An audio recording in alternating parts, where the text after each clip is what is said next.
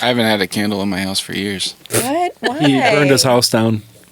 I burned my house for down with a real? candle. Yeah. With a candle? With a citronella or whatever. Oh my Citronella, God! What? Working through some You could trauma. tell the story. We've only told it like maybe one other time on the show. I don't think I've ever heard it. I think This I is- need. Yeah, let's take a little I need time the out. cautionary. No, tale. Yeah. no.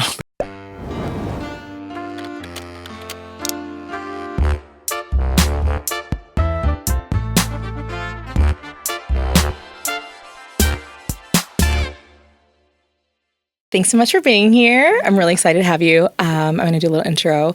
Hayley Matthews-Jones is the founder and CEO of Minneapolis Craft Market and Minneapolis Vintage Market. Since 2015, she's built a thriving market scene in the Twin Cities, working with almost 3,000 local artists, 600 vintage vendors, and dozens of venues. I can't read my own handwriting, sorry. We've had the pleasure of working together at a few different venues, and I've also worked for you a few times. That's right. I which has forgot been that. fun. Yeah. I do sometimes too, and then I'm like, oh wait, I've done that.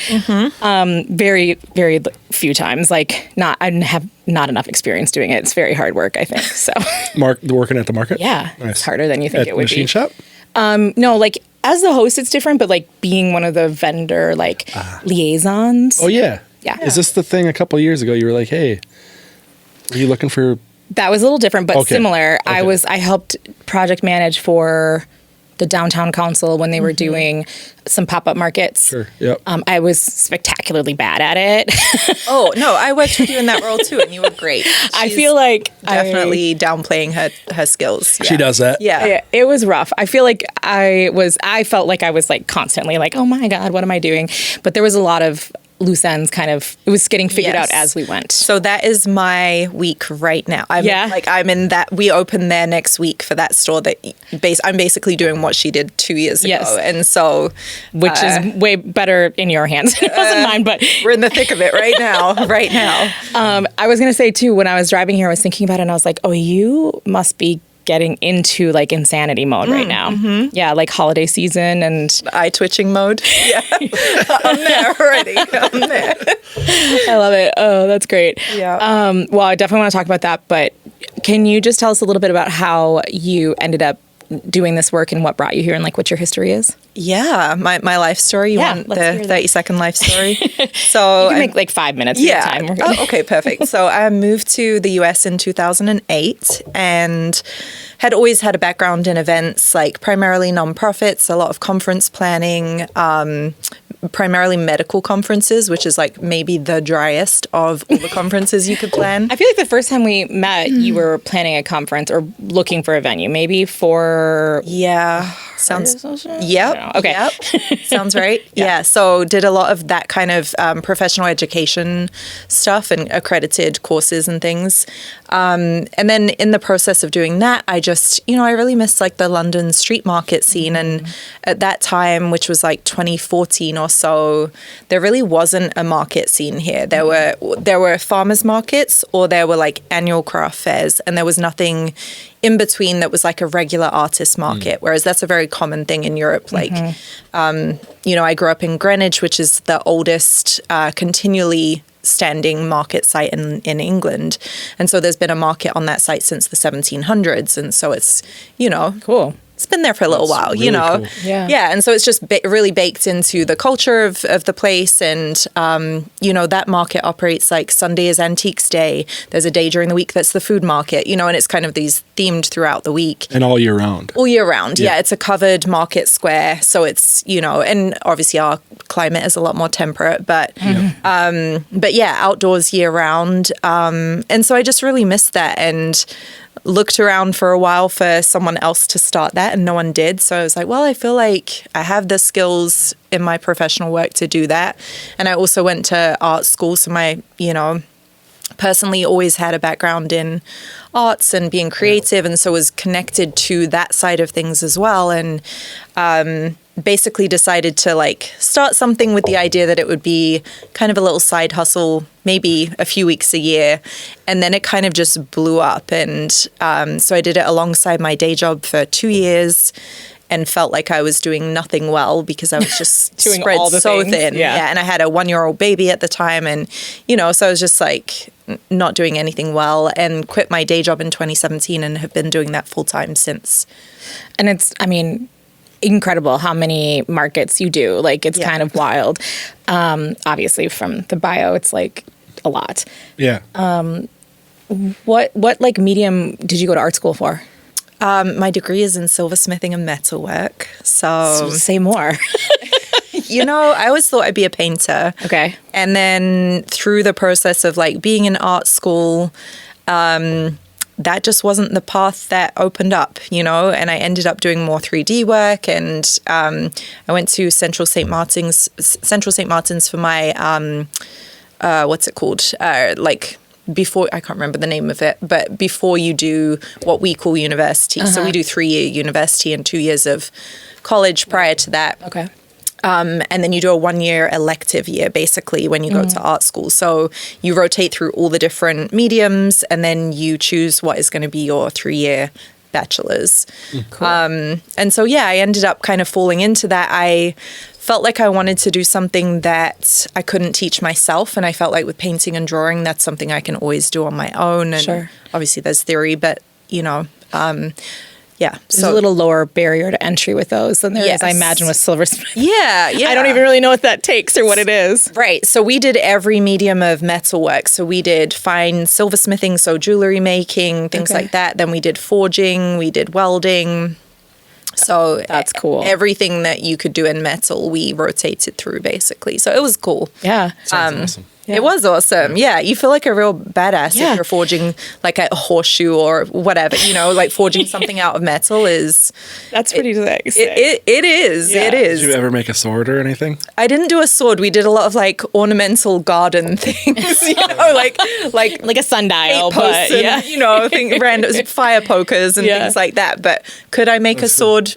In theory, yes. Amazing. Yeah. Alex and I, Alex McLennan, who is one of our team members, we have been talking about trying to find somebody to teach us how to weld because I'm like obsessed with learning how to weld. So it's very fun. It's like such a useful thing when you're like at venues when I'm like, I want this one specific thing that does this one thing, right? Yeah. And like trying to create that out of like wood or other things is sometimes hard, and like I want a metal one so it lasts forever. Right. I need to learn how to weld. That's like my next. I bet there's a community ed course that you can take. There's got to be one. Yeah. Yeah, somebody around here. Yeah. I also need to I want to take a lumberjacking class. A lumberjacking. Do people go to school for that? Yeah. Well, I don't know if they go to school, but they teach classes on it. Okay. Because I'm like kind of low-key scared of cutting my leg off with a. You just That's trying to reasonable. learn how to cut down a tree? I mean, yeah, and also just like firewood. safety and like, make sure I don't hurt myself. Yeah. I don't know. I'm like just scared of it. So I'm like, I need somebody to tell me I'm doing this right. Get a hatchet and work your way up. You know what? You should DM Thorin Bradley on TikTok. Lumberjack guy. He does like a lot.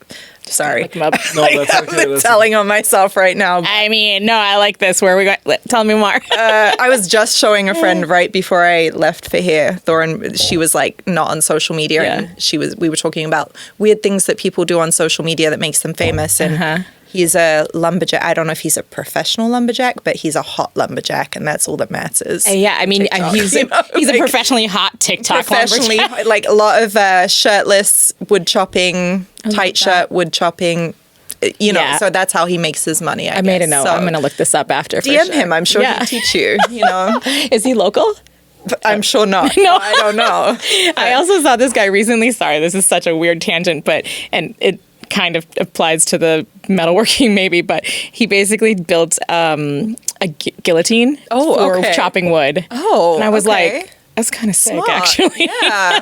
So it's just like, and it looks insane and heavy duty, but it was kind of like magical to watch. One of my favorite genres of social media is like people who hire yahoos to chop down a giant tree and it falls on their house. Like, that's what I'm scared of. That's exactly. I watch those all the time. Yeah, they're highly entertaining. Yeah. Like, you should have spent the extra $1,000 for the licensed arborist. Absolutely accurate. I have neighbors who have a tree that like is enormous and it's so beautiful, and I'm like, I love it so much, but I'm so aware that if it ever falls down, it will take out 4 houses. Oh, like, yeah. It's enormous. Yep.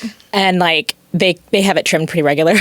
Like, thank God, because it will take up my whole house when it goes down. Right. Yeah. Right. Yeah. So, anyways, that was kind of random. You but segue there. Wait, are you just trying to chop wood? I mean, yes and no. Like, we have a lot of wood up at JJP. Alex has a whole pile in his backyard that needs chopping. I Or I have a log I splitter at chop my home. own wood. So. Oh, okay. There you Maybe you go. can teach me how then. There you go. Send us a video, Alex. Yeah. With your tight shirt on. and- Yeah. There you go. I'm gonna need to borrow that shirt there, pal. I love it. Okay, so you grew up in Greenwich and then moved here in, what was it? 2008. Oh, wow. Okay. Yeah, like the actual worst time to Yeah. move to the US. Yeah. So, November of 2008, no less. So, Perfect. Yeah. Great timing. Yeah, right at the start of winter. It was right after the Obama election. So I came here like very bright-eyed and bushy-tailed Yeah. of like, oh, There was some hope. Yeah. Yeah. And then I was like, wait, this is not what I thought it would be. And the economy just Oh, God. tanked the same month that I arrived. And then it was winter. And I think I owned a pair of Ugg boots at the time. And that was like my winter footwear. And I slipped a number of times and was like, Froze your ass off. yeah, I was like, wait, you don't have the health insurance for this. You need to get some proper shoes. Very true. Like, yeah. yeah, you can't be slipping everywhere. Yeah. So, yeah. So now you're like indoctrinated fully and Yeah, one good winter coat, one good winter pair of boots, Right. and I'm fine. Yeah, That's so true. I'm like, okay, this is my life now, I guess.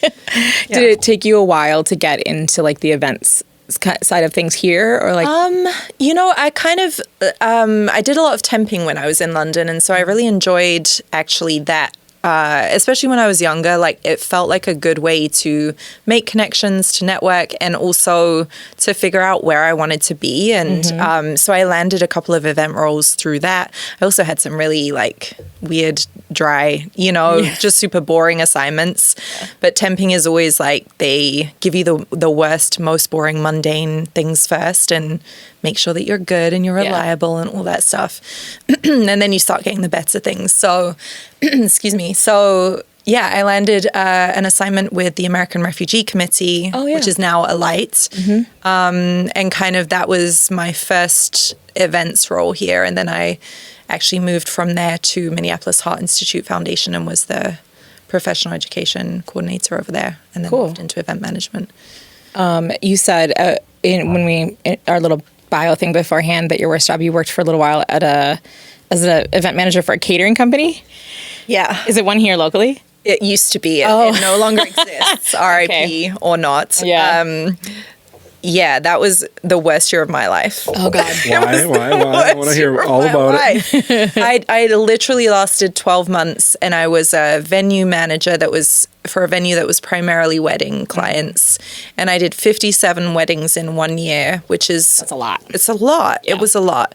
And I felt like I was not delivering my best work because I was so just like overwhelmed. And we're talking, day one through event coordination and being on site for all like day the whole thing. And when you think about the wedding season here, it's primarily May through October, cramming 57 weddings into that time frame. Yeah. It was a lot, and it was a small business, and there were a lot of, Personalities, I imagine. a lot of personalities and a lot of, typical small business issues of, not enough financial investment in the business. Everything was done on a shoestring. And when you're the person that is working directly with the clients and you're trying to manage that tension and the expectations of the owners, it was just a lot. And, quite honestly, I don't live in Minnesota for the winters. So, if I have to work every Friday, Saturday, Sunday through the whole summer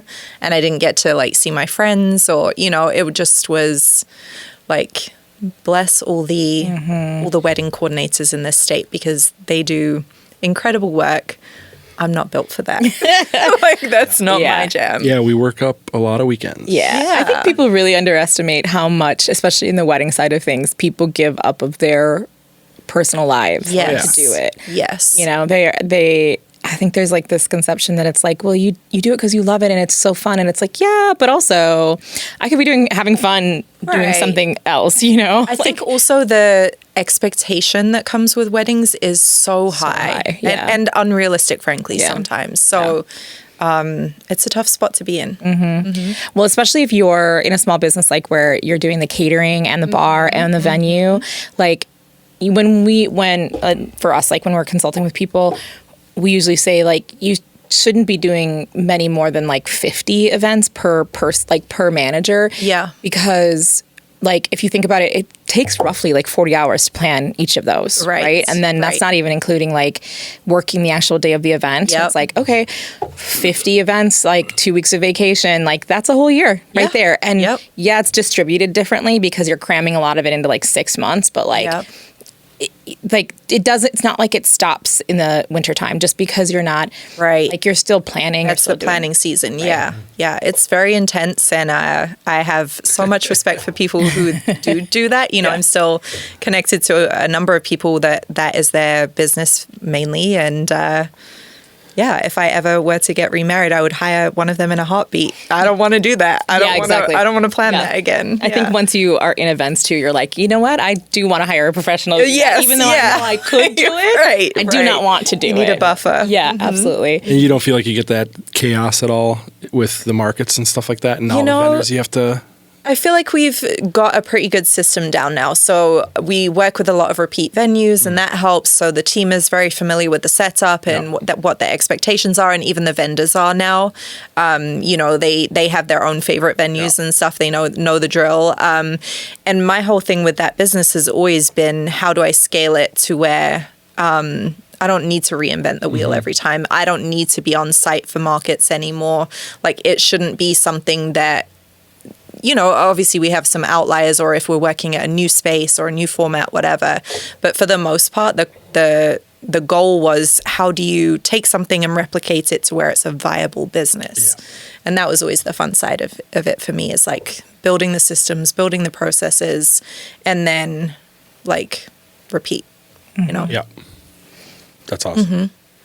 Do you have, so some of the venues that you work at, because you do this year round, right? So obviously you have a lot of things that are happening in the wintertime. You have a lot that happen in the summertime. Yep. Like some of these are outdoors completely. Some of them are indoor venues. Yeah. Like what are the things that you, like what do you like the most out of doing that? Or what are the places you like working with? I think for me, well, it's like there's the 2 seasons of it, of summer outdoor festivals. So we have partnerships with like Stone Arch Bridge Festival, Minnehaha Falls Art Fair. We do vintage markets at both of those. And I think that's just like peak Minnesota. It's like the very best season to live here, you know, is like outdoor festival season. And then counter to that is holiday market season. Like, this is where we make most of our revenue, or has traditionally been like most of our revenue is in the fourth quarter. And so, that switch from like, as soon as the Halloween decorations come down, it's like now we're full on, you know, go mode, and we do multiple things every weekend at venues all over the Twin Cities. And so I think like being part of this new retail experience, or it's maybe not so new now, but like being kind of on the forefront of that was really exciting, and like bringing this whole new opportunity for, you know, you think about like the 3,000 artists that we help provide an outlet for them to make money. That's like, to me, that's the goal. That's the why in my business, you know? Like building, I mean, basically you help, and there was obviously like some of these things kind of like this beforehand that were happening, but not to this scale. Like, and it's so interesting to think about how prior to this, it was like a craft fair, which is like a very different thing in a weird way than the craft markets, right? And I don't know exactly, it's like one of those intangible things. I don't know if I could put my finger on what exactly is the difference, but it's generational, it kind of feels like a little bit. I don't know if you have like any like articulate like sort of ways that you describe like the difference between those, or like how that has evolved. Yeah, I think how I always saw it from the beginning was that the craft fairs always had a certain barrier to entry, right? Like, oh, you host a craft fair maybe once or twice a year at most, and then the application process is longer, it's juried, there's, you know, this long window of, okay, you apply, then you wait to hear, and then if you don't get in, well then, you know, what other options or opportunities are there for you? And so I always wanted it to be, and they're often higher, you know, tabling fees and stuff. So I always wanted to have something that was super low barrier to entry. Our vendors, once they're approved to sell with us, which is a $15 application fee, they can then register for markets as they wish. And our registration closes up until the Sunday, the week before. Okay. So, Sunday for the next weekend's upcoming markets. And so it gives a more flexible thing for people's schedules. It's a lower cost price of entry. Some of those annual craft fairs are like $250, $300 or more, Yeah. And so just doing things that are between $50 and $125 means that more people can participate. Yep. Doing things all over the Twin Cities, lots of different venues. And, depending on the medium, people have their favorite venues. Like there are certain people who do really well at brewery markets, certain people who do really well at, garden center markets. Like those are different audiences. And so I think providing more opportunities for people to find their audience is kind of the sweet spot that we landed in, I imagine too that having a little lower tabling fees and lower costs and barrier to entry allows some vendors who sell less expensive things Yes. to come. Money, actually, yeah. Yeah, because I imagine if you're somebody who sells stickers and your profit margin is maybe it's, I don't know what the profit margin is of stickers. I have no idea. Yeah, usually 50%. Yeah. And so but you're selling them at $5 each or something like that. So if you have to pay a $250 tabling fee, are you going to even sell a lot? That's a lot of stickers. Yeah, right. Yeah, You better be pretty sure this is a sticker audience. Yeah, right. So this is actually a big part of what I'm learning. We opened a store over at Minneapolis St. Paul International Airport this summer, which is super exciting and also a big learning curve. It's a small store, so our space is 7 by 24 feet. So it's kind of a pod, at Gate C12, right outside the Delta Sky Club for next time you're flying. But so because of the size of our space, I was thinking, we can't probably fit too much apparel and accessories. Things like that take up too much room. We don't have a lot of storage space in the unit. And so I was envisioning more of those smaller items, greeting cards, stickers, all of that stuff. But I can sell one $50 sweater, or I can have to sell 10 $5 greeting cards to make that $50 sale. So that's been that learning curve, and just figuring out what people are actually buying and where the margin is super fun. I geek out on that stuff for sure. But that's part of what goes into all of those small businesses is those vendors figuring out which items are actually moving for them. I feel like it was probably a very different setup than what you do, or what I was doing with the markets. The thing that was the hardest was being responsible for someone else's hard work. And we had things stolen, as happens, and also there was not a great process in place when we started of keeping people's inventories. They were supposed to keep their own inventories, but realistically that wasn't happening. Yeah. And it was, everyone was kind of doing it their own way, and it was messy. But I imagine that's got to be kind of a challenge as well. It can be. Are you talking about the retail pop-up stores? Yeah. Yeah, it can be, and that's part of the cost of doing business, especially, in a downtown area. Theft and shoplifting is just par for the course. Part of it, you can do what you can to prevent things, but it's also just the cost of doing business. Yeah. So, insurance is a requirement for us, for our vendors down there. And typically it's not a big enough factor that it's worth making a claim. It's more if a vendor damages something, that they would use their insurance. Sure. But, I think most of our vendors understand that, and that's going to be the case kind of anywhere that you are. Yeah. So that's true. Yeah. I suppose it's not as much of an issue with your regular markets because they're there representing themselves. Exactly. Yeah. Yes. Okay. Yeah. I mean, it can be, and I'm always I don't know. I'm can I just say, if you're gonna steal, yes, okay. Here's one for you can out edit there. this out if you need to. But if you're gonna steal from a corporation, real talk. You've got these makers who are scraping by. The margin is so small for that. Same with restaurants and stuff. Don't steal their glassware. Let us have nice things. Yeah, go to Applebee's and steal their silverware. Applebee's or Chili's or whatever. Just steal from corporations. Yeah, You heard it here. You heard it here. That's But my also, like, tagline, they're stealing from us, so it's okay. Yeah, you know, that levels out. But don't steal from small business. No, not from that's to be a real shitty person to steal from small business. Yeah. So. Those are people who are like staying up late night to make these things that are like putting like pouring their heart and soul. Yeah. Oh, for sure. My God. All the time and effort, and half the time they're not even rewarded the way they maybe sometimes should be. Yeah, and they're creative, like IP. Yeah. You know, like theft comes in many forms, but like we get a lot of people that will just walk into the store and snap a photo and walk out, and I'm like, rude, you know, like no, let me buy that. Like let me, you know, I'm just gonna rip it off, right? Yeah, I always wonder, like, what are you doing with the photo? You liked it enough that you were going to take a picture and send it to someone, but not liked it enough to spend $20 on. I don't know. Yeah, so, that is interesting. I saw something recently. I don't remember where it was, but it's some social media where I think it was it was an artist of some sort. I don't know if it was like a painting or something, but they tagged someone in it, like a different artist. Okay. And then the artist was like, oh, yeah, I can make that for you. And I was like, oh bold in the comments. Like, yeah, that's... And they called him out on it. And I was like, yeah, as you should. Yeah. Like, that's shitty. Yeah. I mean, there's a lot of repetition. And, you know, one of my least favorite sayings is like, imitation is the highest form of flattery.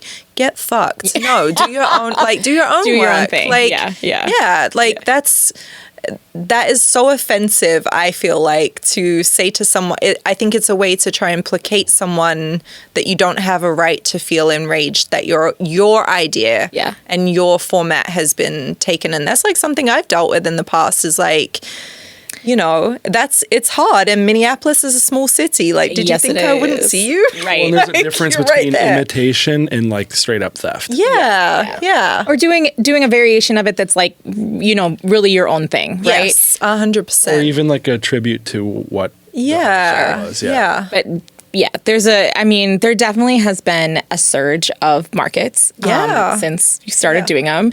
I think that's like really fair to say that you started that. I don't think that there is like any question in my mind that there was that sort of scene prior to you starting doing that. And I think that it's great that other people can do it too. I'm sure it comes with challenges and like frustrations, but like you really like started that, and now it's such a like part of our community. Like I feel like I've done probably 80% of my holiday shopping the last few years at markets. Yeah. You know? So that's awesome. And I do listen, I think there is room for all of us. Like I would rather see more people going into that field and more opportunities for makers and all of that stuff. And I think that there is room for everyone to create their own lane. I think there are a number of us who are, you know, maybe more of the long-standing people who've been doing this for a while, and each of us kind of has our own little niche that we've carved out, and we definitely collaborate on things. Even, you know, I think about Sarah Collins over at Stone Arch Bridge Festival. You know, her and I partner on a number of different events throughout the year, and just we're kind of parallel people doing very similar work, but we have our own lanes, but then we partner when it makes sense to. So I think there's room for that. And I think, you know, seeing new markets popping up all the time is great. Like, but I just think you have to find your own niche in that and make sure that you're doing something that is new and different, and not just, oh, well, I see that working over here. Let me make money off of that and do my own version of it. Just co-op it completely. Like, no, I think that's valid. I mean, it was like a struggle, or it's, you know, when there's like new venues popping up and stuff, and it's the same thing. It's like, there's room for all of us, but also like, you know, don't come out. I had someone like rip off like a bunch of marketing material one time, and it's just like, you think I don't notice that? I've had that happen twice to me now, and I was like, listen. Where they try to take your whole thing. They literally like took my copy and copied it, and I'm like, no, I recognize it because I wrote it. Like, you know, when you it's plagiarism. It's literally my words that I agonized over and spent hours writing, so and I refined it them. over and time. And it was also very much my voice. Like, yes, you know. So I think it's just weird. At least go use AI, right? Well, this was pre-chat. Okay, yeah. Now they probably would, but they probably would. It's just weird behavior. It is really obvious when people do it too, or they're like, oh, I just changed like these one word or whatever. Right, it's like, right. Oh no, and you talk about like the theft thing too. It's like now with the AI. Yeah. That's becomes a whole crazy big topic too. It's like I feel everything's stealable now. It is. And it's, I go back and forth on it because there are definitely parts of it that I think can be super useful and really help optimize you as a small business owner. Sure. And especially in terms of like policy creation and documentation and things like that. You don't need to reinvent the wheel, obviously. But at the same time, there's the environmental impact. And then there's also just the thing of like the democratization, I don't know if you want to call it that, of like, well, now can anyone just say that they're an event producer? Or, oh, well, I just had ChatGPT write all my contracts and everything. Yeah, like on one hand, it's good. You have more... it's like more available, like to learn things and do things. But then at the same time, it's like, like, and the democratization goes like both ways, where it's like, just anybody can say like, oh, I created a design deck and I did this thing, and it's like, right, did you? But I was like pretty resistant to it in the beginning, and the one thing that sort of sold me on it at one point was someone explaining to me that like it could be used for people who maybe are like applying for a scholarship. Yeah. That like don't have like the skills necessarily to like write something like that. Yeah. Or like English is not their first language or whatever the case may be, to kind of balance that playing field. And I was like, ooh, that's a solid point. A beautiful way it could be used. And I do like, we use it in our business sometimes, but I try to like limit how much I do because of like the environmental impact and stuff. Right. Yeah, it's hard. It's a tricky thing, and I'm curious how it's going to unfold over the next 5 years or so, because I don't know, I feel like it's kind of like any of those technology tools where I think it could be used for good or evil. Yeah, and we always tend to go evil for a while and then have to like swing back a little bit. Yeah. It seems like pretty unregulated. Yeah. So that's the other thing I think right now is that there's almost no regulation. No. I mean, there's definitely some, but then it's like, how is it being regulated and who's in control of it? Who's in charge of regulating it? And who's, what's it taking information from? So it's like, it's all scary. It scares me. Everything scares me. It's bad. We're in the bad place. Yeah, seriously. We actually are. Yeah. Funny because it's true. It is funny because we're like,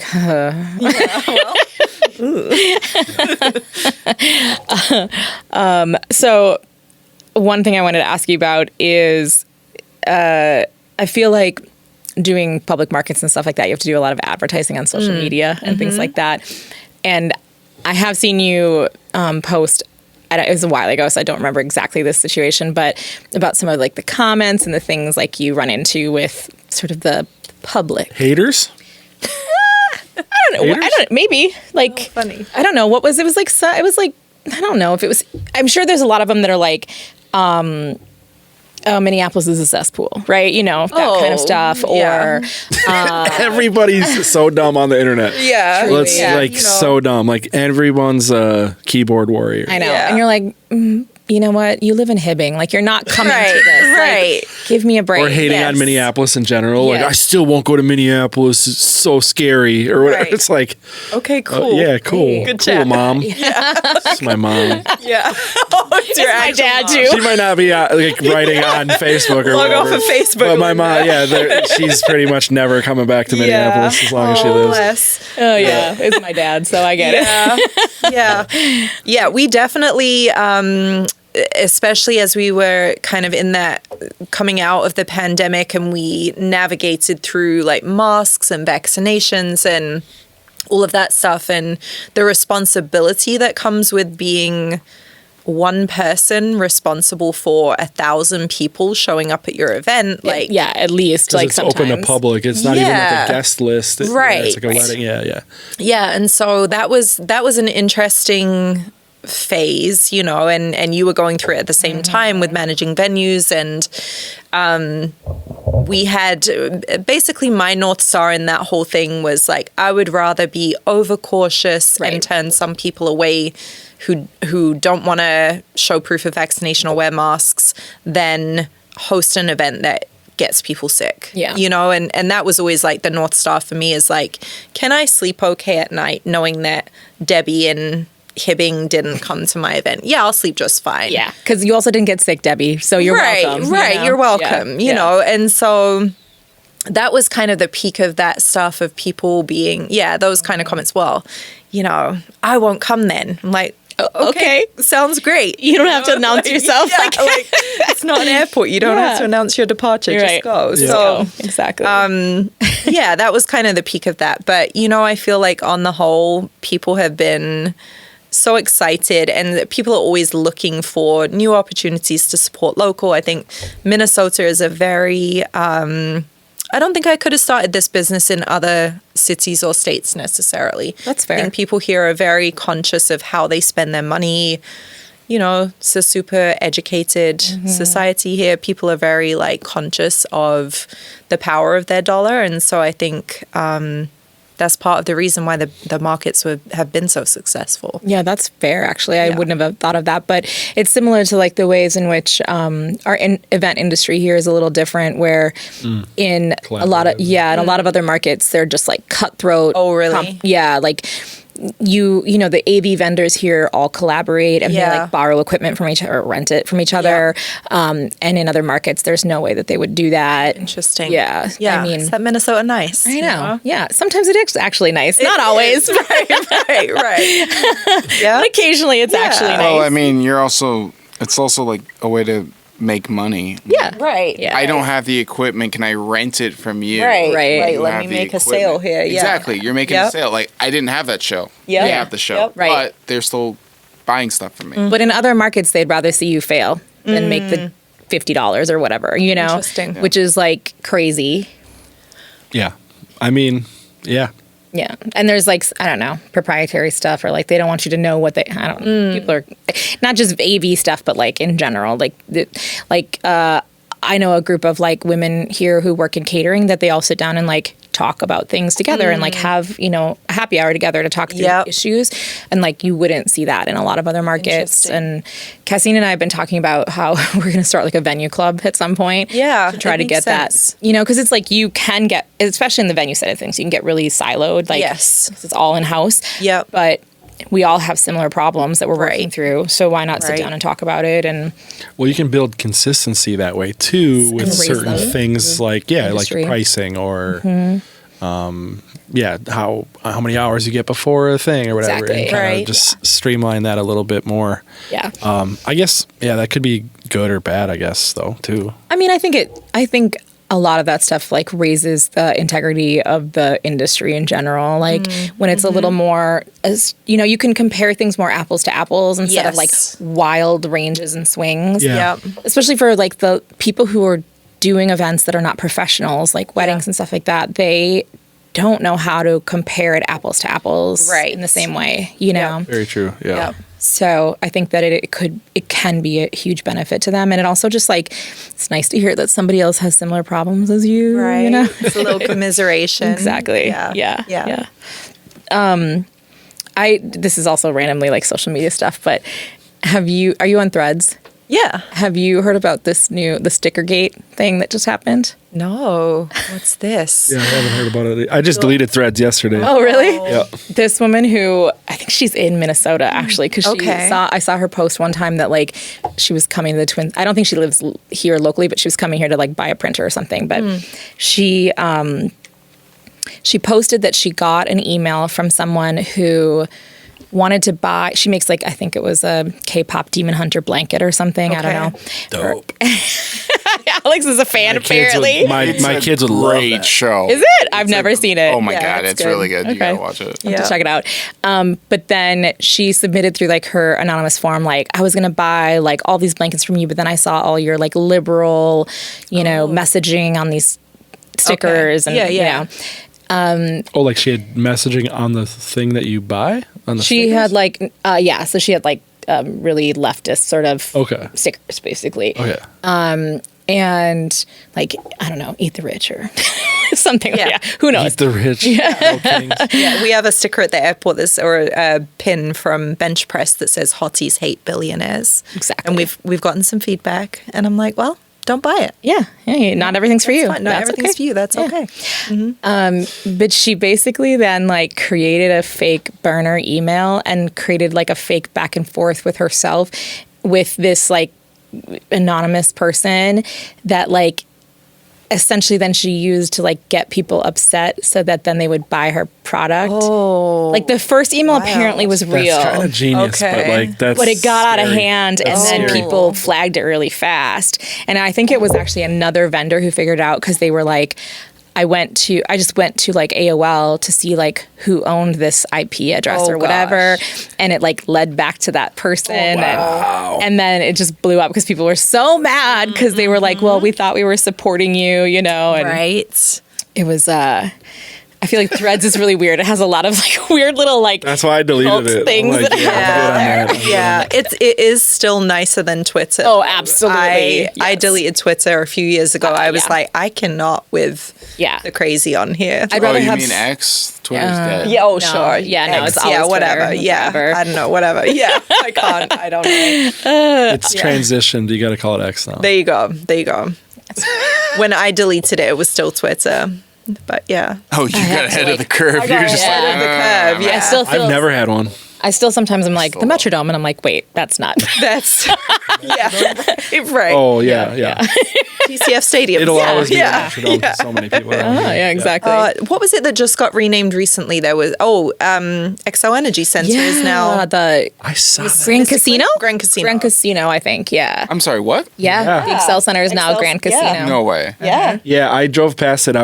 I can't remember what it said exactly, but yeah, I was like, what? Yeah. It says Grand Yeah, Casino look it up. Center or something my now. God. We'll have to post it My before brain, and after. my brain the don't whole work no thing. more. That's, Just broke it. Yeah. No, It does not compute. I will never. I don't know that I'll ever be able to call it the Excel Center, like or not the Excel Center, like if Right. it's like too. Yeah. Yeah. It'll take some time. That's so funny. I was going to ask you while he's doing that. Grand Casino Arena. There you go. Ugh. Yeah. So what is like the requirement? Like if I'm an artist, I'm creating something. What is the entry to get into one of them? Yeah, so we have an online application, and it's basically we're looking for things that are your original designs, primarily handmade, but if it's not actually being handmade by you, something that is at least designed by you. So, you know, we have sticker vendors, for example, who they're maybe not printing the stickers themselves, but it's all their original artwork going on them. A lot of the same thing applies to apparel makers, you know, where they're doing the designs, but maybe then they're getting them printed or embroidered. So we're looking for like original designs, ethical manufacturing, primarily handmade. And so all the criteria is listed on our website. And then once you're approved to sell with us, you can vend with us at any market that you like. And so you're given then access to our registration page and our 100-something events that we host per year, and you can just sign up as you wish. So based on the volume, like the curation kind of takes care of itself, just because we have so many people registering. It's never like you'll go to a market and it's all one type of thing, because it's impossible basically. So so we have that, and then we also have the vintage market. So I started the vintage market in 2018 alongside that. Similar concept, similar format, but all vintage, i.e. pre-2000, which is... Ew, that hurts. Wait. Wait, that's a threshold? That's it, like 2000? 20 plus years, yeah. Yeah, dang. Yep, so... Yeah, Holy that's shit. our kind of barometer. And Is that the general consensus like term of like what it to be vintage is now? vintage, 20, yep. It's got to be over 20 years yes, old? Or what? and then antique is, I can't remember, maybe 50 years old, 50 or 100. I can't remember what the definition is, but yeah. Vintage 2000. Yeah. Yeah. I had a guy recently when Dessa and her crew were coming in to play at this event that we did, and the security guard was letting him in, and he was asking him like what kind of music they do, and I don't remember what they said, but he goes, "Oh, like oldies, like the 90s and 2000s." Oh, bro. And I was like, you're fired. Like, get the fuck out of here. Like, Come on. I think like all our heads like collectively whipped around, and we're like, what are you talking about? I mean, oldies? you even listen to the radio though now, Right. Like- and there's songs on there where you're like, this shouldn't be on oldies anymore, Right. or whatever. You're Right. like, it's all whack, yeah. Yeah. We're old Right, I know. I love how you just said whack. That's vintage, dude. Hello, fellow kids. Vintage. That's groovy, baby. Groovy. It's awesome. God. Yep. You mentioned it earlier, and I've heard this term, and I think I kind of know what it is, but I would love to understand it better. But other like kind of markets are juried. Like, what does that mean? Yeah, so it typically means there's going to be a panel of people reviewing all the applications, and they might have very strict criteria or certain numbers in each medium that they're looking for, things like that. So it's just like a more formal review process, I guess. Kind of like what the state fair does. Yeah, exactly. Okay. Yep. So that would be a jury process. So it's just a panel of judges, basically. That's interesting. I can kind of see where if it's only happening like twice a year, where that would make sense. But it also feels like it could be a real opportunity for gatekeeping. And that's what I was getting at. Yeah. Like old guard sort of vibes with that. Yeah, I think that can definitely be the case. And, depending on who's on the panel, like what kind of... art is so subjective. And I think that's always the lens that I have... like when I'm reviewing applications, I've always kind of taken the stance that my taste isn't everyone's taste. Right. So just because I wouldn't personally buy it, it doesn't mean that there aren't people who wouldn't buy it. And so I'm less looking for, do I like this? And more like, is the quality there? Is their presentation good? Is there consistency in their, social media and things like that as to like what their products look like? Like, could they set up a good display at an event? Because it's, everyone likes different things. And sometimes you're surprised at what actually sells, that's always cool to see. It's a good reminder that, like, going back to your thing of, like, everything's not for you, like... Yep. It doesn't have to be. It doesn't have to be. Take what's yours and leave the rest. Like, exactly. Yeah. Don't need to worry about the rest of it. Exactly. Yeah. Have you seen any of these makers like start out pretty small and just grow gigantic and have to like open up their own like store and stuff like that? Yeah, a number of them have. And that's been one of the coolest parts of being on this journey for 10 years now is like seeing people open a brick and mortar or seeing people have a store at Mall of America or, whatever. And just, we have a number of people who did some of their first markets with us who now have permanent locations. And that's really cool. Audrey Rose, right? I feel like she had a display at the market that I was working at, or you were doing the one in IDS, and she had a display there, and it was really magical and very cool. And now she's got her own storefront, right? Yeah, she always had a space in the Northrop King building that was a shared studio space, and then she, moved into her own location on 38th Street, and now she's over on Snelling in South Minneapolis. Not to say that we were the biggest part of that, but part of that journey for sure. And I think we have a number of vendors like that who've kind of gone on that arc, and it's really cool to see. That is fun. What does she make? She's a vintage vendor. So she has furniture, clothing, home goods, everything. And she has a giant warehouse where she also hosts events called The Mullet, because it's business in the front, party in the back. I have to check that out. That sounds really cool. Yeah, she does like movie screenings back there, little markets, and she's got a sauna there for the winter, so you can, you can buy tickets and go sauna in the winter. Cool. Yeah. She did. What are they called? The Department 56. Yeah. I knew what you were gonna say before you said it. I was like, what are those things? I was stunned at how much people were like. I mean, it's just not something that my family ever did. But then the people that came in and talked about it, I was like, holy cow, this is like a whole thing I didn't know anything about. I also didn't. Well, so do you know what Department 56 is? Tell us. It's like... They're like little model villages. So each piece is like a separate, like a house or, like the little things? Yeah, and they come with a light inside them. And so they were manufactured in Minnesota, and that's what I didn't know, are themed. And so there's like a whole London set where it's like Dickensian London. Yeah. There's like a... I don't know, all different I used to love those when I was a kid. Right. I'd spend hours looking at that. My mom would be shopping for like way too long. Well, and I'd just there you go. Those little deals. Yeah. Come downtown to our store that opens next week. They're like she does collectors. They're worth it. I probably got a couple somewhere. And there's so many individual, like there's like a post office, and then there's like just... So you can buy a whole village of like, all these pieces go together and set them up. And we ended up staying open last year on the last day of holidays, and on Nicolette, we had a scheduling error. I'm going to just say that on my part, where I thought we were meant to be open till like 9 p.m., but we could actually close at 7. Oh. And I'm like, well, let's just stay open for these extra 2 hours after Holidazzle ends. And then this woman came in with her family, and they were in town from California, I think.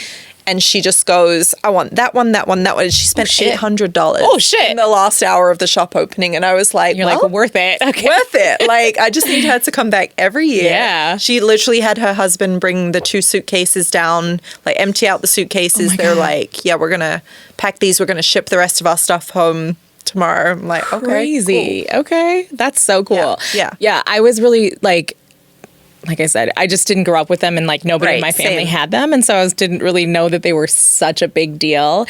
And people would come in and just like wax poetic about them and they'd want to, and like the cash wrap was right there. So they would just want to talk to you about it forever. And I'm like, I just got to like I just got to ring you up here. Yeah. I think that's like part of the Minneapolis like Christmas or holiday winter tradition. There is so much nostalgia associated with that.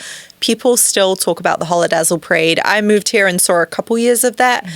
But people are still like, bring back the parade. I'm like, oh, it could be fun. I guess. I don't know. You're like, there's probably a reason that they stopped doing it. Right. How was the new transition with Holidazzle like affecting? Well, it's not happening this year, which is a bummer because I feel like, we've partnered with Holidazzle and Minneapolis Downtown Council since 2016, so a long time now. And the format has changed year upon year, and then obviously the pandemic changed things.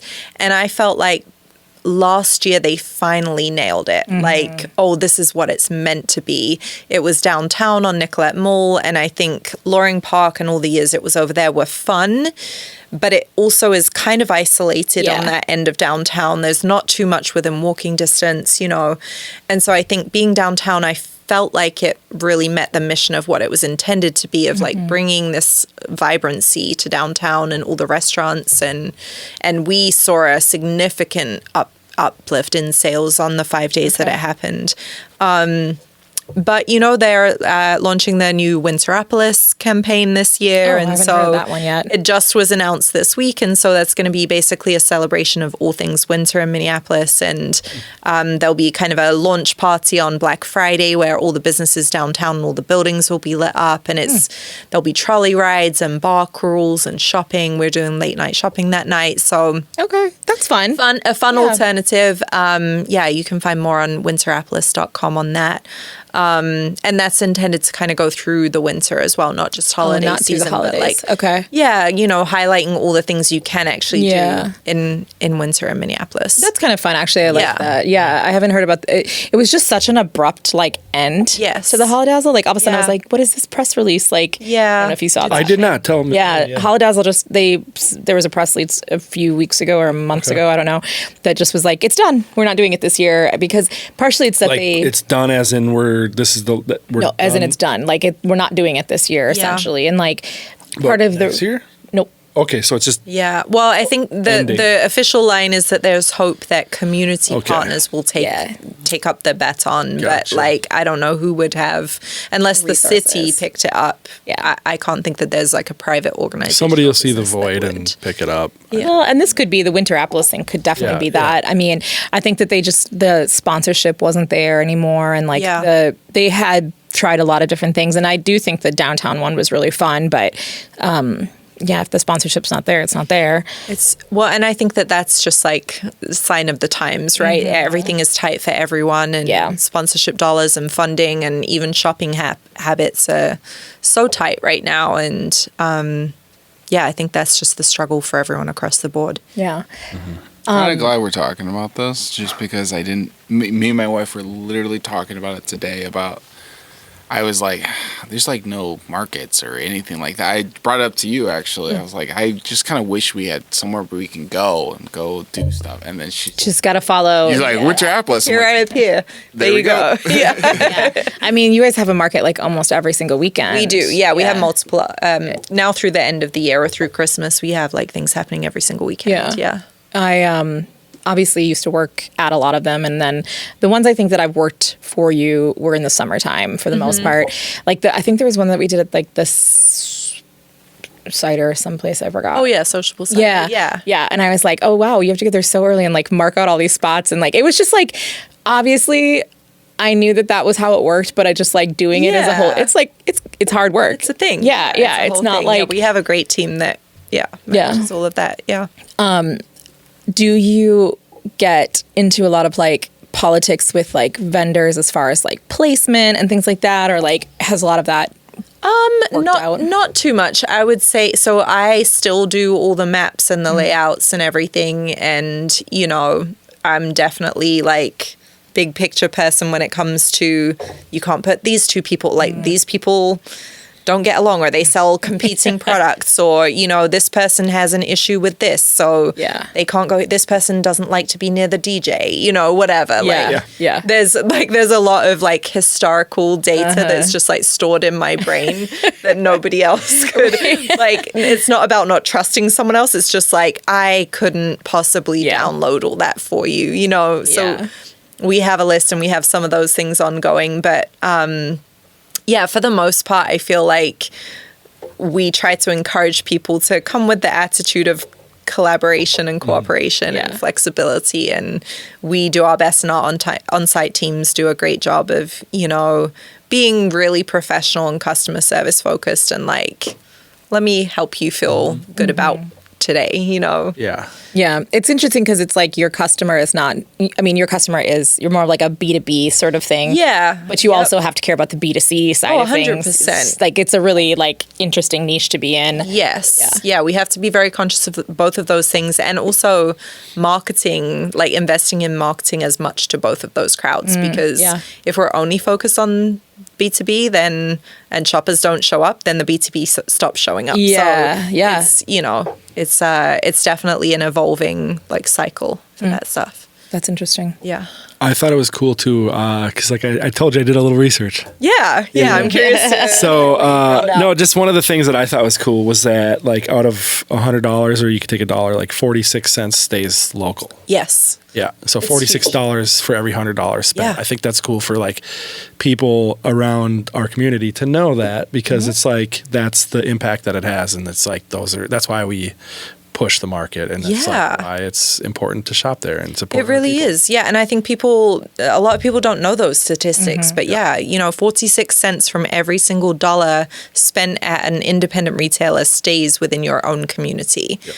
And like when you think about that, like half of that money is being reinvested back through where we shop, where we send our kids to school, the taxes we pay, all of those things.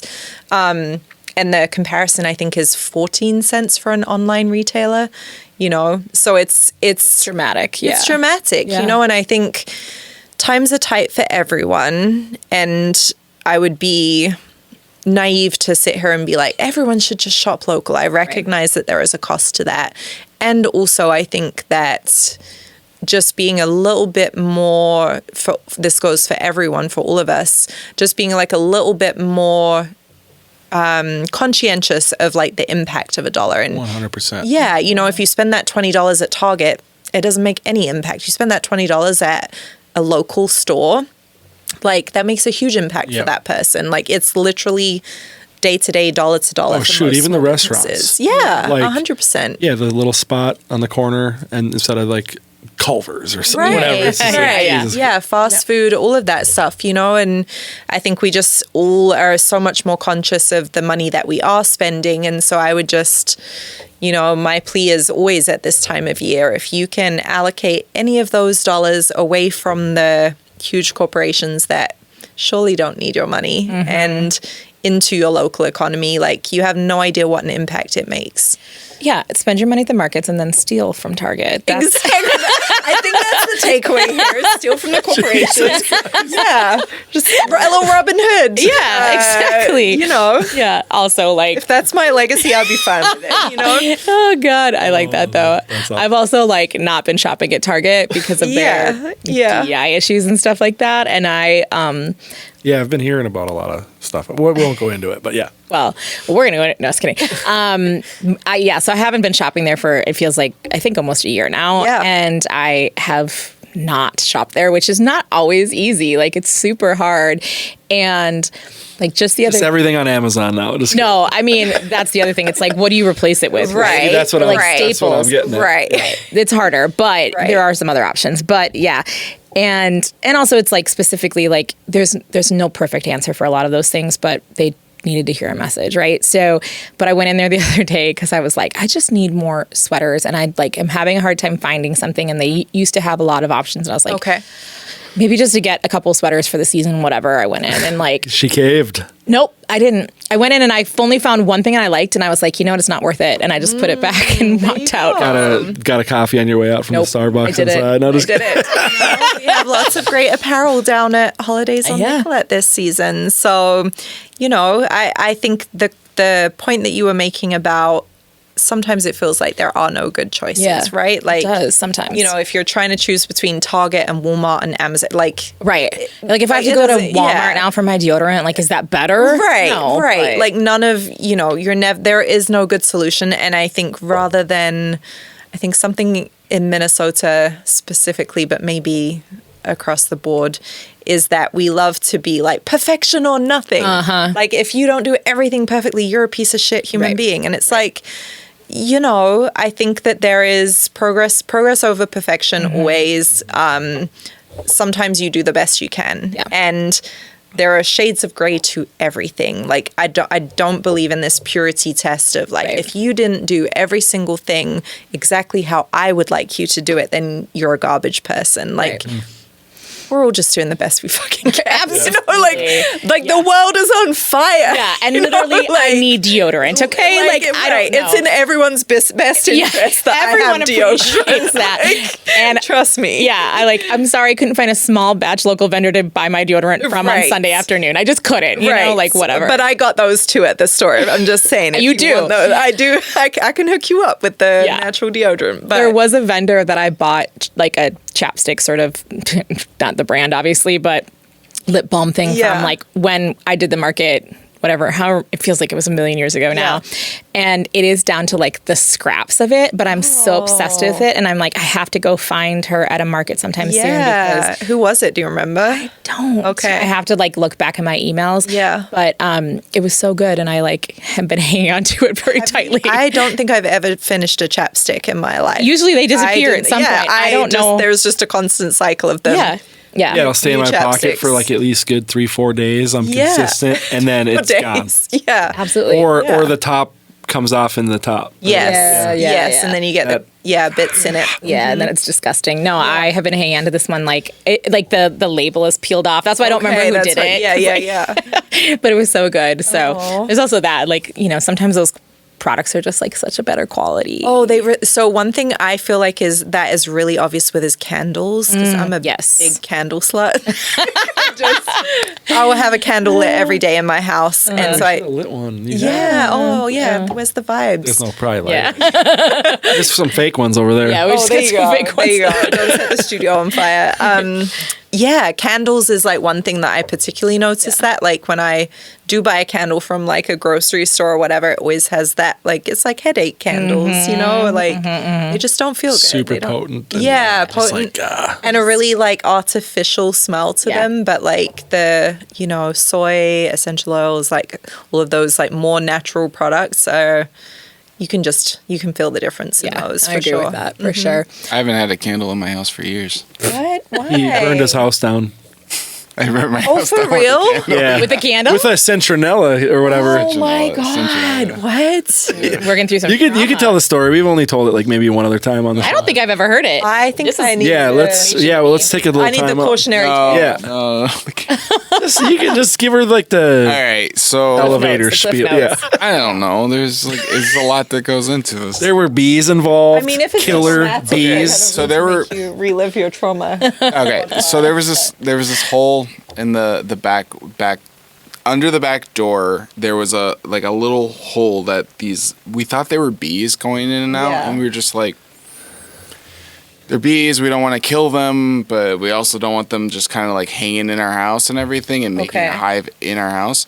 reasonable. I mean, fair. So we were like, so we read the citronella candle. They don't like citronella, and so if you put a citronella candle where they go in and out, it'll be like they'll eventually move.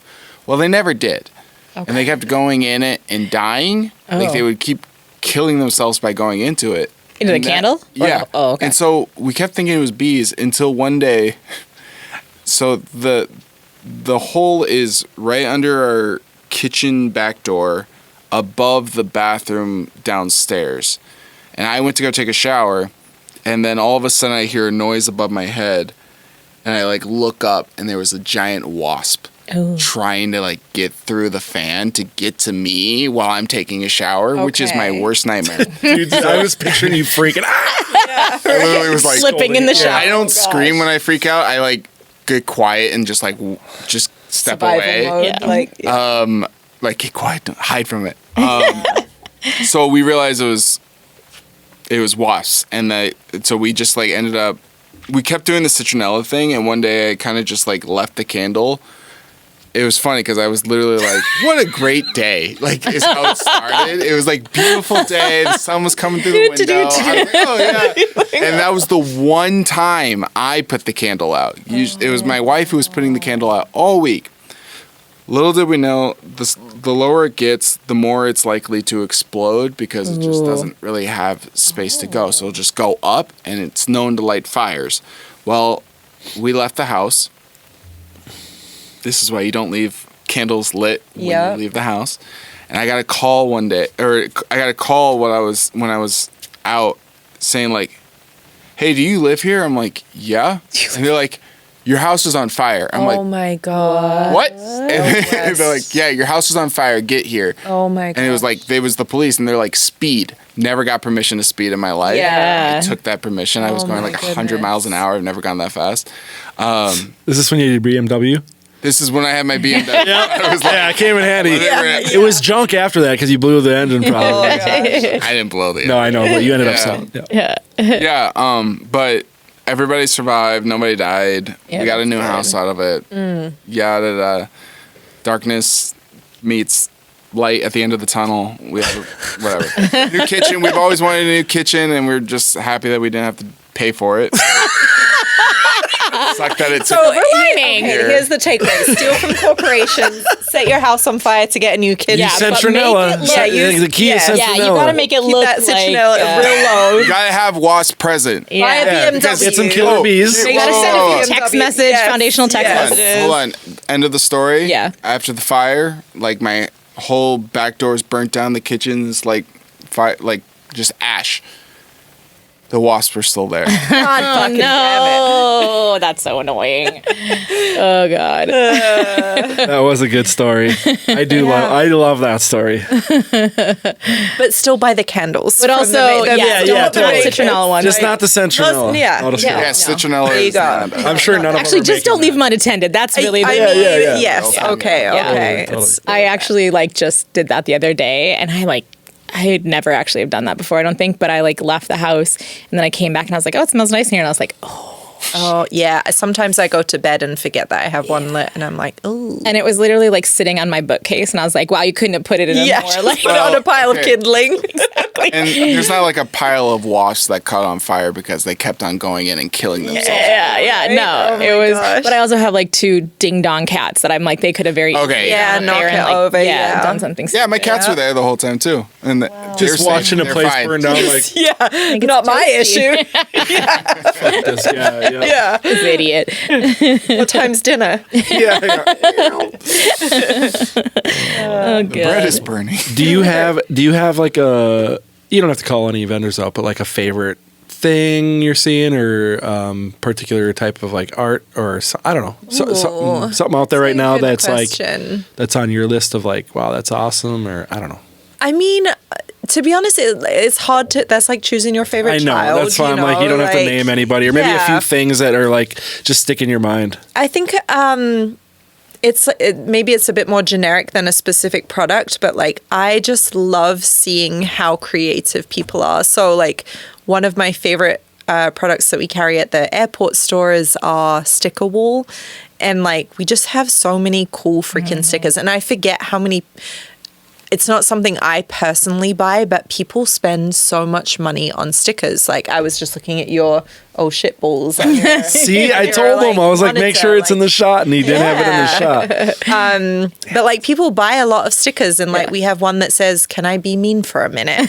Like, who hasn't said that? Like, that's my favorite text to receive is a "Can I be mean for a minute?" And then you respond, obviously, anytime, and then the ... as they're typing, and you're just like waiting. I'm just like, this is fucking gold. It's gold. The sticker has a ... too. Yeah, that's so smart. Yeah, I love it. That, yeah.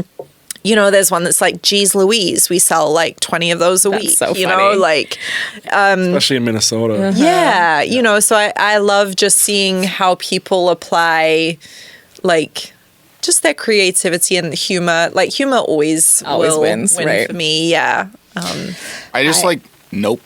Yes. I bought so much stuff when I was running that market. Like, it was absurd, actually, that I was just like, everything I'd see, I'd be like, oh my God, you know who'd love that? And like, bought so many presents and things. Right. And I love stickers, but then I never put them anywhere. Like, I don't know what to do with them. Just collect them. So I have a few of them like up on a bulletin board now because I still cannot commit to sticking them anywhere, which is funny because I have like tons of tattoos, but I was like, can't put a sticker down. Right. Seems too permanent. Just a little too much. Yeah. But I just, the one of them that I got at that market was Live, Laugh, Lexapro. Oh, yep. I love that one. Pretty good. The thing with stickers, though, because I do the same thing where I'll not put it on anything. It's like I don't want to waste it on the wrong thing. Right. Exactly. Right. Yeah. That's my problem with stickers. $4. I usually just end up not even sticking it. I just put them with a magnet on the fridge. Okay. I was at a convention, and me and my friend, we were walking by, and then we were like, "What are these?" And they're like, "They're sticker books." It's like, "What are sticker books?" And it's basically the pages are like what the back of a sticker is, so you could just put the stickers on there. To like hold them. Yeah, as a book. There used to be that used to be a thing when we were kids. Like when we were. Saw that. It's really cool. I feel like Lisa Frank sticker books had a moment. I don't think that I ever had one, but I do remember them as a thing. Maybe I'll have to get a sticker book, and that's where I'll put on my stickers. Yeah. And then I also have bought them for other people, and I'm like, I don't really care what you do with this, but it made me laugh and made me think of you. And there you go, you know. That's fun. Yeah. I have one sitting in my car for the past couple of years. It's not on anything. It's just sitting at my dashboard, and it's like a sloth with video games. I don't understand. Nice. I love it. Well, speaking of picking your favorite kids, you have, not that you have to pick them, either of them, but you have two very adorable children. Thank you. They are hilarious. And I don't know if I've ever actually even met them. And I have a parasocial relationship with your children, basically. Many people do. Yeah. And every time my kids actually meet someone in public, the adult will be like, "Hey, Pearl. Hey, Willow." And they're like, "I don't fucking know you. Like, the fuck's your problem?" Like, stranger danger. Right. I like that I also understand that they do say it exactly like that. Oh, probably. Yeah, for real. I can't. The world of a video editor, by the way. Yeah. You're sitting there watching someone Watching over people and all the over time. again. Yeah. And then you finally meet them in person. You're like, "Hey, how are you?" And I don't know. I don't know who you are. So weird. Yeah. I've had a few people recently introduce me to somebody who's like, "Oh, they should come on the podcast or whatever." I was like, "Oh, I don't know if I know them."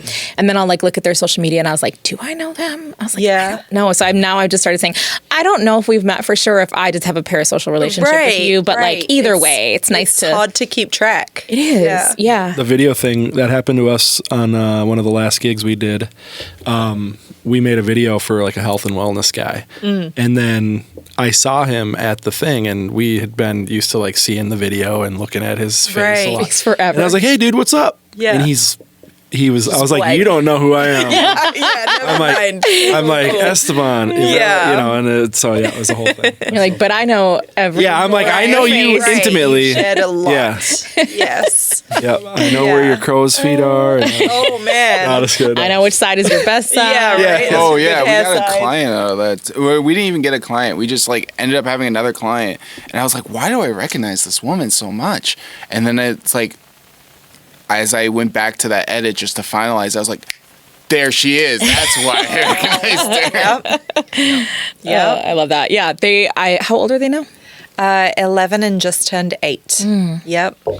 That's my kids' ages: 10, 8, and 10, 10, 8, no, 5. I'm thinking she just turned 9. Okay. Yeah. Yeah. Those were the photos. I was like, Alex, I almost like I had a hard drive kind of fail on me the other day, and I'm like, no. just took some birthday photos back in September, haven't edited them all the way yet. And I'm like, I might have lost those. Oh no. I don't think so. Sad. I don't think so. So, but yeah, It's a sweet spot, I feel like, for ages. We're like in that post-toddler, preteen. It's a nice place to be. Yeah, like they're not. oh, mine are getting sassy. Oh, mine have been sassy. Yeah, I was like they always have. Mine been. were little Yeah, no, angels. They were angels, and now they're like. They told me I was annoying today because I texted them. Yeah. They're like, Dad, the sound of the phone's annoying. Yeah. I was like, oh my God, it's starting. Oh, Tell them I get it. Yeah. Yeah. I feel like my niece, I've pretty much since she was like 10 years old, I've been like, can you just not be an asshole, please? That's my one goal as a parent is just like to not raise a pair of dickheads. Yeah. You know, like just don't be a dickhead. Yeah. They don't seem like they're dickheads. They seem very lovely, but precocious and opinionated, maybe. Yes. Can't imagine where they get it from. Like, I don't know why. Yeah. Weird. yeah. I feel like that and what's your older one is Pearl. Mm-hmm. When she was little, and this is like, again, like this weird parasocial thing, but I just have this one memory where she was like writing something, like you had a notebook that had something very explicit written on it, and she was copying it, but it said like, I love you or something like that. What did it say? I can't remember, but yes. Don't be a cunt. Oh, excuse me. Yes, I did it again. Yeah. Sorry. You can say that. Okay, sorry. No, there was something like that. I also have in my vanity in my bathroom, I have a Post-it note that I think Pearl wrote. No, it was Willow. That just says, fuck you. And then it has a little hand. And she had stuck it on Pearl's door. They were squabbling over something. She stuck this Post-it note, fuck you. And I just have it in my vanity drawer, and every time I open it, I'm like, classic. Squabbling Classic is a good Jones word. sisters. That's a great word. Yeah. I love that, though. It's so Yeah. You know, my eldest one of my favorite stories from her is like when she was 3 or 4, I was telling her off for something and she rolled her eyes at me. And that's like maybe my worst habit is rolling my eyes. It's just like a natural reflex. She obviously inherited it. And I just went, don't you roll your eyes at me? And she goes, without missing a beat, she just goes, I'm not. I'm looking around the room in a circle. And I was like, like final boss, me. you got me. Like, what the fuck am I meant to say to that? Like, yeah. okay, you win. cool. That's a great comeback. Yeah. I'm going to use that. I'm just looking around the room in a circle. I would say that. I was working a 3-year-old. A 3-year-old. Also, that's amazing at that pretty age. epic. Yeah. I was working an event one time at this venue that is not in the Twin Cities, and I was having a really rough time, and the venue owner was not a nice person, and he like proceeded to like drink at the bar all night and was pretty toasty by the end of the night and was being super rude to me about something. And I was kind of at my wit's end, and I just happened to like pick up the phone, and it was my ex on the phone, and we were just talking or whatever while I was like loading things up, and the guy came over and said something to me, and I was like, yeah, I'm doing that next or whatever. And he rolled his eyes at me, and just as a reflex, I go, don't you roll your eyes at me? And my ex on the phone goes, me? He's like, I didn't.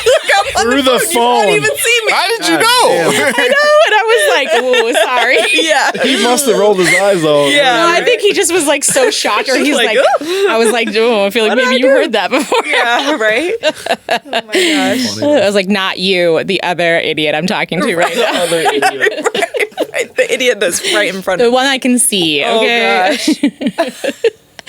Oh God. Yeah. Sorry, did you have something? I just one kind of just like because you've successfully done the entrepreneurship thing. Like, what do you have as far as maybe advice for other people that have like? I think it's cool because like you're saying like it was like something that was missing from here that you had when you like grew up. Like, Yeah. I think that's really cool. So like, what do you have for other people that are like thinking about starting something? You know, I feel like I'm lucky to be surrounded by a lot of people who start their own businesses or have a side hustle or whatever. And I think the consistent theme with all of those people is just this like audacity to think that you have something to offer, you know, and like a lot of people will talk themselves out of that. And I would just say, like, who is more qualified than you? If you have an idea, if you think that you can deliver something that people need, if you think there's something missing, like, why not try? What's the worst that can happen? It doesn't work. You don't have to, I'm not saying quit your day job and go all in on day one, but I think fear of failure or fear of not being perfect stops so many people from even starting. And I had to really, like, force myself to overcome that.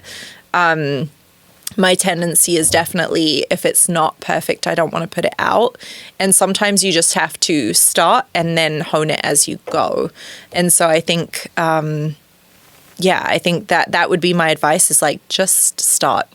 Everyone starts somewhere, and then you're probably not even going to end up in the same place as you thought you were. So just start something. You don't have to have it perfect, because it's probably going to evolve so much as you go along anyway. I love that. Yeah. And I feel like if you try to come out of the gate like so perfect like that, then you miss that opportunity to grow, to make it actually work like the way it needs to work. Oh, totally. So. And you can become paralyzed by all the things that you wish it had, and some of the things it just simply doesn't need. And I think, like, something that I became aware of through my event work was I'm the only one that knows what this is meant to look like. Right. So there may be something that got missed or forgotten that you knew was in the timeline or the production plan, and you might be thinking, oh my God, we didn't do this one thing. But to the guests who are there, they have no idea that didn't happen and it was meant to. So I think you can really get in your own way with this idea that you have to be fully formed to start. And I would just say there's plenty of mediocre things out there. Like, why not you? I mean, there's a lot of mediocre people with a lot of audacity out there. There really is. Try to borrow a little bit of that. Borrow a little audacity and just, like, jump in, That's great. Yeah. What do you think is, like, your next sort of move, or the transition into, like, a little more brick and mortar stuff has been interesting. Do you see that happening more? Yeah, my what I would see being a tenable, potentially, pathway for me is the airport direction. And so finding our feet over there and trying to figure out what that balance is, and how to make that really viable, and then expanding through that avenue, I think, has a lot of potential, and I'm excited to learn more in that field. And I'm also someone, I think a lot of event people are this way, where, like, my brain needs something new on a certain cycle, like every 6 to 12 months. Like, I need a big something new every 6 to 12 months to just feel like I'm living. Yeah. Honestly. It may be undiagnosed ADHD. I don't know. But I could never do a job where I went in and every day was the same and you clock in, clock out. Like, I can, I'm not built that way. My brain works in this project-based format. And so I think I always just need the challenge of learning something new personally, but then what I really love about entrepreneurship is the freedom to explore, like, how big can I make this thing? How, like, and I feel like entrepreneurship gives you the freedom to make something as big as you want. Like, it can be whatever you want it to be. And I think that's what excites me about that work. You can grow it however you want. Yeah. Yep. It's awesome. Love it.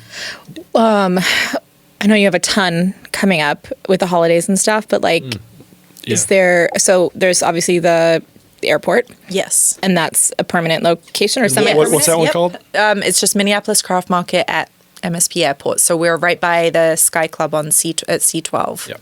Cool. Terminal 1. How far are you from the Angel Food Bakery in there?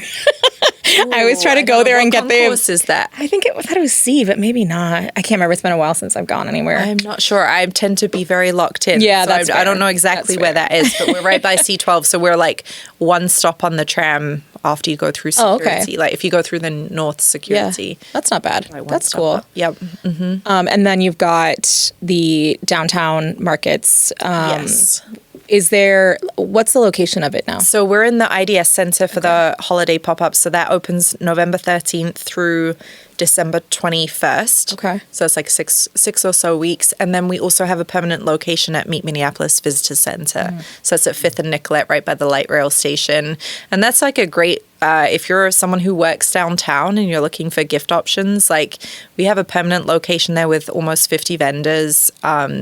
Great place to, buy gifts and birthday cards and things like that. And then we have our pop-up markets. So we have residencies at Brewhaven every Saturday now through Christmas, Wagner's Garden Center Saturdays and Sundays, and then a bunch of stuff like Machine Shop, Quincy Hall throughout the season as well. Quincy Hall is yours. We do a couple of markets there. Yeah. Okay. Yep. Yeah. So we have one in November and January on the schedule. Yep. Yeah. Where's Wagner's? South Minneapolis. So it's right off of 62, Highway 62 and Penn. Okay, cool. I need to make it to one of those. It's very cute. Yeah. And we have food vendors over there, so it smells fun. really good. I like and it's that. more of like a farmer's market Yeah. format, but we have about 50 vendors over there every weekend. Very cute stuff, very edible stuff over there. It's I like great. that. That's kind of like with friends and stuff, like if I'm going to go out and like, I'm like, I want somebody to just go with me while I go Christmas shopping, Yeah, like get some food. run an errand. Yeah, exactly. Like, let's be run an errand friends. I'm a fan of that. That's fun. I'm excited to come shop some of them coming up. Please do. Yeah, me too. Awesome. Awesome. Thanks for coming on. Thanks for having me. Thank you for watching the podcast. Hit the like and follow button to stay updated on our latest episode. If you have ideas of topics or guests you'd like us to interview, drop us a comment and we'll see you next time.